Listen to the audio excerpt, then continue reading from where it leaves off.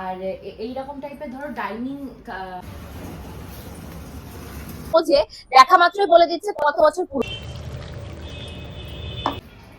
কি খাবি? দই বড়া খাবি? হ্যাঁ, এটা আমি দেখতে পাই, এটা দেখতে পেলে জলপাইয়ের কি ডাল, সোফার পেছনের দেয়ালটাতে এটা হবে। কিছু কিছু মানুষের কপাল এতটাই ভালো থাকে যে বাপ ঠাকুরদা তাদের জন্য অনেক টাকা, ব্যাংক ব্যালেন্স অনেক কিছু রেখে দিয়ে যায়। কেন এরকম একটা কথা বললাম সেটা তো বলবোই। তার পাশাপাশি আমাদের নতুন বেডরুম মানে লিটিল গোল্ডের যে বেডরুমটা হচ্ছে সেই বেডরুমটা কত সুন্দর করে ইন্টেরিয়র ডেকোরেশন করলাম, কত লক্ষ টাকার বাজেট দিল। তার পাশাপাশি শাশুড়িমায়ের 3-4টে বেনারসি পুরনো 100 বছর আগেকার বিক্রি করে এক বান্ডিল টাকা পেলাম। কোথায় বিক্রি করলাম জানতে ইচ্ছা হলে আজকের ব্লগটা একদম শেষ পর্যন্ত দেখো। হ্যালো মাই লাভলি ভিউয়ার্স, আমি Priyanka and welcome to my channel Priyanka's time story.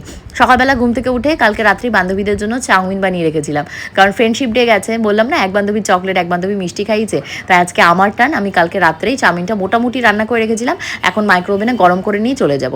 R little গোলকে ওই চাউমিনটাই দেবো। অ্যাকচুয়ালি তোমরা অনেকেই বলতে পারো বাসি চাউমিন, বাসি টাসি আমি জানি না ভাই। আমার বাড়িতে ফ্রিজ আছে, ওভারনাইট ফ্রিজে রাখলে যদি কোনো জিনিস বাসি হয়ে যায়, হ্যাঁ ভাই আমি বাসি জিনিস খাইয়েছি। তো এখন লিটিল গোল্ডের চুল বাঁধতে হবে।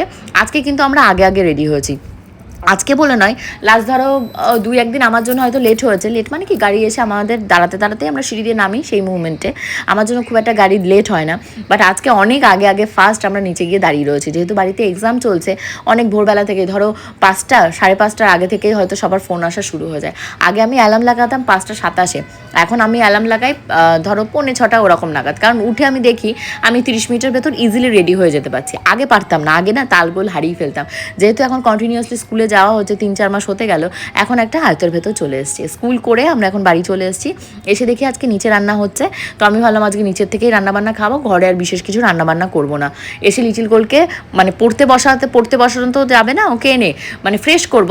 ও আজকে এসে স্কেচ পেনগুলো দেখে একদম সোফার উপর ড্রয়িং করার জন্য স্কেচ পেন টেন মিলে নিয়ে বসে গেছে। ও স্কেচ পেন দিয়ে কালার করতে খুবই ভালোবাসে। মানে বাচ্চাদের কী হয় বলো তো, মানে তুমি কালারের যে ক্রেয়নগুলো থাকে, তুমি আজকে স্কুলে 4টে দেবে, পরদিন স্কুল থেকে এসে দেখবে ব্যাগের ভেতর নেই, ভেঙে ফেলে না হারিয়ে ফেলে, কী করে। প্রত্যেক দিনই দেখি গ্রুপে কেউ না কেউ বলে আমি এটা পাচ্ছি না, আমি ওটা পাচ্ছি না। আমি আর গ্রুপে SMS করি না যে ওই পেন্সিল রাবার কার কাছে খুঁজবো, কে জমা দেবে ওর জন্য। তো এদিকে দেখি শিবানীদিরা চাল টাল যা যা ধুতে বলেছিলাম সমস্ত কিছু রেডি করে রেখে দিয়ে গেছে। এই ফলগুলো কালকে কিনেছিলাম ওই যে মহাদেবের উপাসনা করার জন্য, তো ওখানে কিছু দিয়েছিলাম আর বাকিটা নিয়ে এসেছিলাম। তো অ্যাপেলগুলো কিন্তু সত্যি ভীষণ মিষ্টি ছিল। যাই বলি না কেন দাম বেশি, কিন্তু ওনার কাছে মানে যে জিনিসটা আমাকে দেয় সেই জিনিসটা খুবই ভালো দেয়, খুবই ভালো হয়েছে। যেমন সুন্দর অ্যাপেলগুলো মিষ্টি খেতে, সেরকম তোমার আঙুরগুলোও মিষ্টি ছিল। তো এই লিটিল গোল্ড সারাটা দিন আজকে এই স্কেচ পেন আর ড্রয়িংয়ের খাতা এই নিয়েই ব্যস্ত। যেখানে পাচ্ছে সেখানে দাগাচ্ছে, স্কেচ পেনটা নিয়ে একবার আয়নায় দাগাচ্ছে, একবার দেয়ালে দাগাচ্ছে। তারপর আমি বলছি মনা, এটা আমাদের ঘর নয়, এটা নষ্ট করো না, কারণ এই ঘর নিয়ে এমনিই অনেক কথাবার্তা, অনেক অশান্তি হচ্ছে বাড়িতে। আর তুমি অশান্তি বাড়িও না, আর তো কয়েকটা দিনের ব্যাপার। আমাদের কোনার ঘরটা রেডি হয়ে গেলে আমরা ওই ঘরেই শিফট করে যাবো, তখন এই ঘরের না কোনো আমার দায়িত্ব থাকবে না, এই ঘরে কোনো জিনিস কিছু হলে আমার দেখতে আসতে হবে। আগের দিন তো তোমরা দেখেছিলে যে আমি আমার বিয়ের বেনারসি নিয়ে গেছিলাম বিক্রি করতে, তো সেটা তো বেচে অনেক টাকা পেয়েছি। তো আজকে আমি এটা দাদাকে বাড়িতে দেখলাম, আমি নিতে পারিনি, আর কোথায় কি দেবো না দেবো, গাড়ি যদিও নিয়ে। তো আজকে দেখো আমার শাশুড়ি মায়ের সমস্ত পুরোনো দিনের যে শাড়ি রয়েছে সেই শাড়িগুলো বের করেছি। একে তো এই শাড়িগুলো সব ছিঁড়ে গেছে, তো আমি দাদাকে তাই জিজ্ঞাসা করছিলাম যে ছিঁড়ে যাওয়া শাড়িও তোমরা নাও? আমরা এই ছিঁড়ে যাওয়া শাড়িও নিইনি, আপনার এটা আরামসে মোটামুটি 5,000 পেয়ে যাবে। 5,000 পেয়ে যাবে, বাহ। মানে এইরকম টাইপের বেনারসি, এটা মানে 70 থেকে 100 বছর আগেকার। তো এগুলোতে মোটামুটি 5,000 পেয়ে যাবে। ওরা মানে যে টাকা লিমিট ওরা বারবারই বলছে 1,000 থেকে 10,000 পর্যন্ত। এবার শাড়ির কোয়ালিটি দাদা এতটাই মানে বোঝে, দেখা মাত্রই বলে দিচ্ছে কত বছর পুরনো। আমি যে বলছি না এটা 50 বছর, বলছে না বৌদি এটা 30 বছরের। তো যাই হোক, এটাও নাকি বেনারসি, কারণ শাড়ি তো আমি অত চিনি না। দেখো দাগ ফাগ লেগেছে, এইসব শাড়ি কেউ পরে? এগুলো সব এই শ্বশুরমশাই আলমারির ভেতরেই রাখা ছিল। আর এখানেও আর একটা শাড়ি রয়েছে, ও বলছে এটাও নাকি বেনারসি শাড়ি। কালারটা যদিও ভালো ছিল, পরলে পরা যেত, কিন্তু একটাই সমস্যা হচ্ছে পরতে গিয়ে দেখছি ফেসে যাচ্ছে। মানে ধরো বসতে গেলাম পড়তে গেলাম ফেসে যাচ্ছে। আর এমন কোনো ইয়ের জিনিস নয় যে পরে আমি বিয়ে বাড়ি যেতে পারবো বা কোনো অকেশনে যেতে পারবো। তো তার জন্য আমি এই শাড়িগুলো সমস্ত আজকে ওকে বিক্রি করে দিচ্ছি, আর অনেক অ্যামাউন্টেরই টাকা পাচ্ছি, কারণ 1,000 থেকে 10,000 ও যেটা যেমন বুঝছে আমাকে সেরকম দাম দিচ্ছে। শুধু কিন্তু তোমাদের এরকম শাড়ি নয়, মানে যে শুধু বেনারসি দিতে হবে তা নয়। দেখো একটা শাশুড়ি মায়ের ব্লাউজ সহ একসাথে রাখা ছিল, ইস্ত্রি করা আয়রন করা শাড়ি। তো এই শাড়িটাও মোটামুটি পেয়ে যাবে 50 টাকা 30 টাকা। সুতির শাড়িগুলো 30 টাকা করে, 30 টাকা করে। তো সুতির শাড়ি, সুতি তাঁত কত করে দেবে? এই যে তাঁত 50, তাঁত 50, আর কটনের শাড়িগুলো কটনের শাড়িগুলো 30, 30 টাকা। ও আচ্ছা আচ্ছা আচ্ছা আচ্ছা, বাহ। তো আমি আজকে ভেবেছি যে কারণ সবসময় তো সবার কাছে সব বেনারসি থাকে না দামি, তো বেনারসিও দুটো দিলাম, তার সাথে এখন শাড়ি দিয়ে দিলাম 50 টাকা 30 টাকা, তো আমার মনে হচ্ছে খুবই ভালো। আমি ওকে বলছি কি এটা পিওর সিল্ক, ও আমাকে ধরে বলছে দিদি এটা পিওর সিল্ক নয় দিদি, এটা নর্মাল সিল্ক। ও বললো 50 টাকা 100 টাকা যা ও দেখে মনে হচ্ছে সেটা দেবে। তো আজকে অনেকগুলো মানে টাকা আমি পাবো ওর কাছ থেকে। তা বাদে তোমাদেরকে আরেকটা শাড়ি দেখাই, এটা হলো আমার দিদিমা শাশুড়ির শাড়ি, মানে কত বছর আগেকার তোমরা গেস করে আমাকে কমেন্ট করে বলো। তো এই শাড়িটা কি হচ্ছে ইঁদুরে কেটেছে। আমি তোমাদেরকে বলি না যে আমার বাড়িতে প্রচুর ইঁদুর, এবার কোনো সময় মনে হয় আলমারিটা খোলা রেখে দিয়েছে লিটিল গোল্ড, ইঁদুরে দেখো ছাপ্পা ছাপ্পা করে কেটেছে। এবার সেটা দেখে তো আমি প্রচুরই ভয় পেয়ে গেছি যে শাড়িটা কি করবো, এমনি ভেবেছিলাম ফেলে ডাস্টবিনে দেবো, বলবো আমি জানি না কি হয়েছে। তো পরে এই শাড়িটা যেই ওইগুলো বের করতে গিয়ে পেয়েছি, তো দাদা বলছে এটা নাকি ভালো দামে পাওয়া যাবে। এবার কত দাম তোমাদেরকে বলছি না, তাও মোটামুটি কত দাম দেবে এরকম? মোটামুটি তাও 10,000 টাকা পেয়ে 10,000 টাকা, কারণ এটা আমার দিদিমা শাশুড়ির শাড়ি বললাম যার জন্য। তারপর ওকে আমি এই কাঁথা স্টিচ, আগের দিন তোমাদেরকে বলছিলাম যে কাঁথা স্টিচের শাড়ি হলে 5,000 পাবে, তাই বলছে এই তো কাঁথা স্টিচ দিলাম। বলছে কি কাঁথা স্টিচ কিসে না, এটা তসরের না। তসরের নয়। আমি যে হাই হাই কপাল, তসরে থাকলেও তাও আমি 5,000 টাকা পেতাম। এটা সুতির উপর যেহেতু রয়েছে, বলছে 50 টাকা 70 টাকা ওর যেমন মনে হচ্ছে সেটা দেবে। তো আজকে আমার অনেকগুলো টাকা হয়েছে, কত হয়েছে হিসাব করে এবার টাকা বের করি আর ওর কাছ থেকে নিই। তোমাদের বাড়িতেও যদি এরকম 100 বছর 200 বছরের পুরনো শাড়ি, দিদিমা শাশুড়ি, ঠাকুমা শাশুড়ি, তারপর তোমাদের শাশুড়ি মা, তাদের যদি শাড়ি থাকে অবশ্যই কিন্তু দাদাকে কল করতে পারো, বাড়িতেও ডাকতে পারো। দাদার অফিস আছে, আমি গিয়ে দেখে এসেছি, সেখানেও শাড়িগুলো বিক্রি করতে পারো। তো তোমার কন্ট্যাক্ট নাম্বারটা একটু বলে দাও। আমাদের কন্ট্যাক্ট নাম্বার স্ক্রিনে দেওয়া আছে, আপনার 4টে নাম্বার দেওয়া আছে, আপনি যে কোনোতে আপনি হোয়াটসঅ্যাপে ছবি পাঠান, আমরা চেক করে বাড়িতে কালেক্ট করে নিয়ে আসতে পারবো। আচ্ছা, তাহলে আমার মতন তোমরাও কিন্তু অনেক ক্যাশ টাকা পেতে পারো। আজকে আমাকে বলেছে ফোন পে করবে, আজকে অত ক্যাশ আনেনি, তো তোমরাও কিন্তু অবশ্যই যোগাযোগ করো। আমি পরবর্তীতে আবার যখন ওর কাছে বিক্রি করবো তখন তোমাদের সাথে শেয়ার করবো। কি খাবি? দই বড়া খাবি? খাবি? খেয়ে দেখো, হেভি টক টক মিষ্টি বাবা। ঝাল ঝাল। সোনু স্কুলে যায়নি আজকে? হ্যাঁ, সোনুদের পরীক্ষা চলছে তো। হ্যাঁ শুনছিলাম ওই যে সোনুদের বৃহস্পতিবার দিন নুনদা শৈশবের বলছিল। পরীক্ষা। খুব চাপ, ভীষণ চাপ স্কুলে, ভীষণ চাপ না বলো? বিশাল ওই চাপ। শোনো। ফাইভ থেকে আমার অবস্থা মানে আরো খারাপ। শুনেছ? মর্নিং সেকশনে শুনেছ? ছিল 5-এ, মানে হচ্ছে মহা সমুদ্রে আছে আমি এখন। এই জন্য সময়ও পাই না একটু আসতে। দই বড়াগুলো খেতে খুবই ভালো টেস্ট ছিল। আমি একটু খেলাম, আবার গোবিন্দকে ডেকে বললাম, গোবিন্দ অল্প একটু ভেঙে খেয়েছে। অ্যাকচুয়ালি কী হয়েছে বলো তো, শাশুড়ি মায়ের অনেক পুরোনো দিনে বেনারসি ছিল। এবার আমি তো জানি না ওগুলো বেনারসি, আমি জানি নর্মাল শাড়ি। কারণ ধরো 60 বছর 70 বছর আমার দিদিমা শাশুড়ি, ঠাকুমা শাশুড়ি, ওদের বেনারসি কেমন দেখতে হয় আমি জানবো কী করে? আমি তো অত শাড়ি নিয়ে মানে পুরোনো শাড়ি নিয়ে রিসার্চ করিনি। তো ওদেরকে আমি বলেছিলাম যে পুরোনো শাড়ি আছে এসো দেবো। তারপর পুরোনোটা হারমোনিয়াম ছিল, সেগুলো সব ওদেরকে দেখিয়েছিলাম।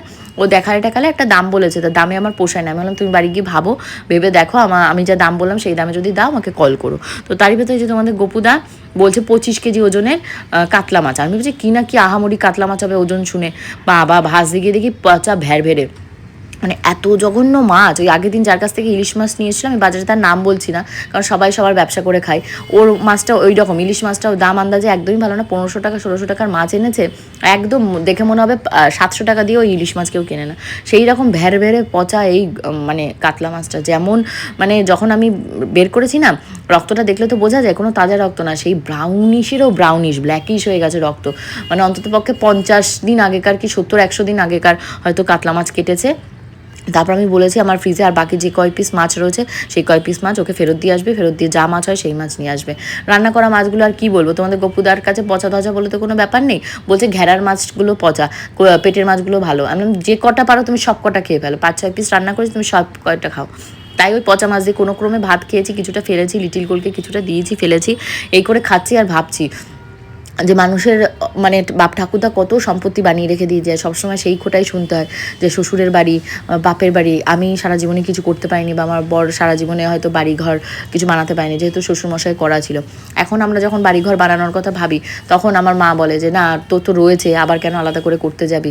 আর সত্যি কথা বলতে কি এখন আর সেই বয়সও নেই যে নিজে দাঁড়িয়ে থেকে একটা বাড়ি বানাবো, কারণ আমার বরকে তো তোমরা দেখোই অফিস করে এতটাই সে ব্যস্ত থাকে, ওই বাড়িঘর যদি বানানোর কাজে হাত দিই বা কোনো ফ্ল্যাট কেনার ব্যাপারে হাত দিই, নিজেকেই পুরোটা হ্যান্ডেল করতে হবে। যদিও নিজের টাকাই হবে, কিন্তু স্বামীর কাছ থেকে তো ফিজিক্যালি উনি একটু আমাকে হেল্প করবে, সেটা তো সবাই চায়। তাহলে পুরুষ আর মহিলার তো কোনো পার্থক্যই মানুষ রাখতো না। তো যাই হোক, সেটাই বলি, সামটাইম হয় না, বলে যে বাপ ঠাকুরদা করে রেখে দিয়ে গেছে, তো সেটাও মানুষের কাছে একটা গালির মতনই। তোর তো কিছু করে খেতে হয়নি, বাপ ঠাকুরদা করে রেখে গেছে, সেই সমস্ত খাচ্ছিস। তো এটাও কিন্তু সবসময় সহ্য করা যায় না, শুনতে ভালোও লাগে না। তো যাই হোক, এখন আমি ইন্টেরিয়র ডেকোরেশনের জন্য ইন্টেরিয়রের কাছে এসেছি। তো এটা আমাদের লোকালেই রয়েছে, দোকানটা খুবই ভালো, আমার খুব ভালো লেগেছে, মানে অনেক বড় দোকান আর অনেক রকমের আইটেম রয়েছে। আমরা ইন্টারনেটে যে সমস্ত টাইপের চ্যানেল, প্যানেল, তারপর তোমাদের মোল্ডিং যে ফ্রেম যা দেখি, ওর কাছে তার থেকেও বেশি মানে এই জিনিসের স্টক রয়েছে, প্রচুর প্রচুর স্টক। ওই যে পেছনে দেখতে পাচ্ছ একটা বাঘের রয়েছে, টাইগারের, তো ওটা আমার ভীষণ ভালো লেগেছে। কিন্তু কি করবো বলো, কপাল খারাপ, মানে বাড়িতে এমন কোনো কর্নার নেই বা এমন কোনো জায়গা নেই যে সেখানে আমি ওইটা করব। তো তখন তোমাদের গপুদাকে বলছিলাম যে আমরা যদি নিজেরা একটা বাড়ি বানাতে পারতাম বা নিজেরা একটা ফ্ল্যাট নিতে পারতাম, তাহলে আমরা ওকে দিয়ে ইন্টেরিয়রটা করাতে পারতাম নিজেদের খুশি মতন। কারণ এখানে তো আমাদের খুশি মতন কিছু আমার অ্যাটলিস্ট আমার খুশি মতন তো আমি কিছু করতে পারবো না, কারণ এটা আমার ভাগের সংসার। কিছু করতে গেলে এর পারমিশন, ওর পারমিশন, সামান্য একটা ঘরে থাকা নিয়ে তাই কত রকমের কত কথা কানে আসছে যে আর বললাম না। তাই যাই হোক, তো এখানে দেখতেই পাচ্ছ কাচের যেগুলো রয়েছে, এগুলো যেন কি বললো একটা নাম, আমার নামটা এখন মনে পড়ছে না, মনে পড়লে বলবো। তো এইটা ভীষণই ভালো লাগছিল, আমার খুব ইচ্ছা যে আমি যেখানটায় ডাইনিংয়ে খাবো তার অপোজিট পার্টে এটা থাকবে, তাহলে এটা কি হবে, প্রসপ্যারিটিকে আকর্ষণ করে, মানে আমি খাচ্ছি এটাই ডবল হবে, মানে খাওয়াটা উন্নতি হবে, হেলথ ভালো থাকে। তো এটা আমি অনলাইন থেকে দেখেছিলাম, বাট করতে গেলে ওই যে সবার কাছ থেকে পারমিশন নেওয়া, কেন একে না বলে করলাম, ওর কাছ থেকে কেন শুনলাম না, জানলাম না, ওকে কেন জানালাম না। তো ভাই নিজের টাকায় নিজে করবো, তারপরে যদি লোককে এত কৈফিয়ত দিতে হয় তাহলে ভাই করলাম না। তারপর আমি বললাম যে 2 ঘরে 3টে ঘরে আমার অধিকার আছে, তাহলে সেইগুলোকে একটু নতুন করে গোছায়, কারণ সবসময় একই জিনিস দেখতে দেখতে বোর হয়ে যায়। তো চলো দেখা যাক কিনি। এই ওয়ালপেপার টাইপের এটা একবার দেখুন, অ্যাকচুয়ালি এখানে প্রচুর ক্যাটালগ রয়েছে, তো এবার ওইভাবে সাজেস্ট করা পসিবল। 2-3-4টে ক্যাটালগ দেখলে আপনি বুঝে যাবেন। আচ্ছা, এখানে এইগুলো আছে তাই তো? এগুলো হচ্ছে ডিজাইন, এতগুলো ডিজাইন রয়েছে, অরিজিনাল জিনিসগুলো এর ভিতরেই রয়েছে, যেটা অ্যাকচুয়াল অরিজিনাল আসবে। এক কালারিং কিছু আছে? হ্যাঁ, এক কালারের উপরে হয়ে যাবে, কিন্তু কোনো ডিজাইন আসবে না। হ্যাঁ। তাহলে এই ক্যাটালগুলো তার জন্য বেস্ট। আর 3টে ওয়াল আমি এরকম এক কালার করে দিলাম, এর কোনো একটা কালার নিয়ে আমি তারপর ওখানটা থেকে আলাপ আলোচনা করে এসেছি, ও কালকে আসবে মেজারমেন্ট নিতে, মেজারমেন্ট দেখে একটা অ্যামাউন্ট বলবে, কারণ এগুলো যা প্যানেল ট্যানেল তারপর চ্যানেল আরও কী কী ওসব বলছিল, ওগুলো সব লাগাতে গেলে ও বলছে একটু এক্সপেন্সিভ হবে। তারপর আমি বলেছি 2টো লাইটের ব্যবস্থা করে দিতে, 2-3টে লাইট টাইট দিয়ে ঠিকঠাক মতন দিতে।